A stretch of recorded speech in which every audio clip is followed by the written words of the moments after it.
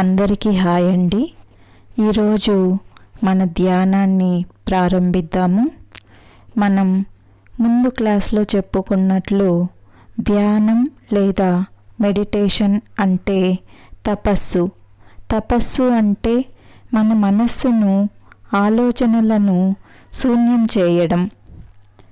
ఇలా మెడిటేషన్తో ఎన్నెన్నో అద్భుతాలను చేయవచ్చును.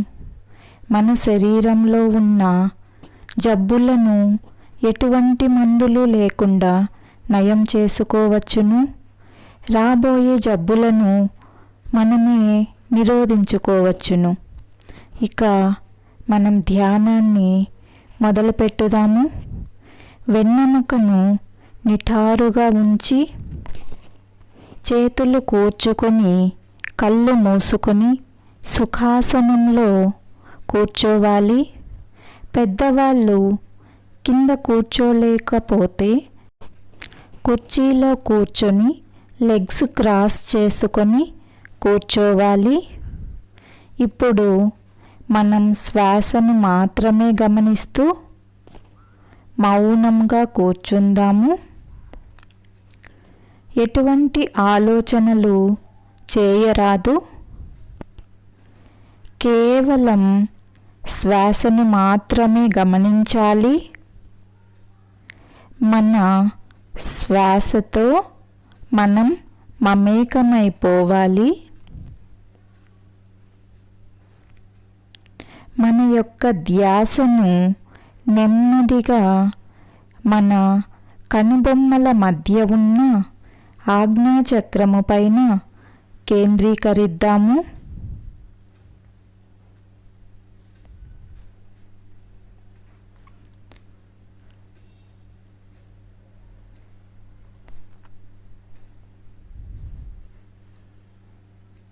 నెమ్మదిగా శ్వాసను తీసుకుందాము. తీసుకున్న శ్వాసను నెమ్మదిగా వదిలివేద్దాము. ఇలా ఒక 9 టైమ్స్ దీర్ఘ శ్వాసను తీసుకొని మెల్లగా శ్వాసను వదిలివేద్దాము.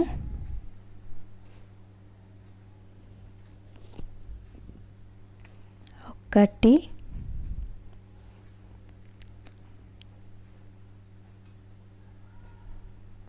2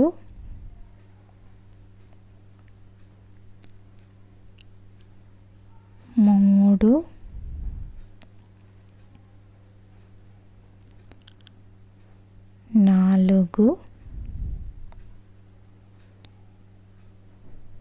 5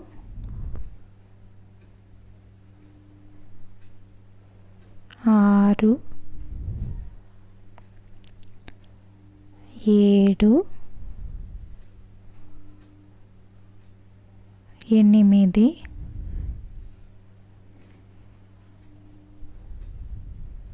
9.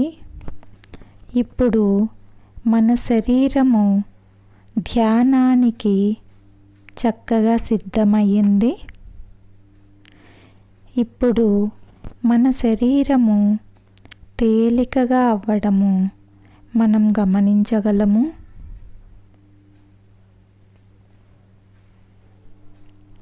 ఇప్పుడు మునుపటితో పోల్చుకుంటే శ్వాస తీసుకునే వేగము తగ్గుతూ ఉంటుంది. మన ధ్యాసను ఆజ్ఞాచక్రం పైన లగ్నము చేయవలెను.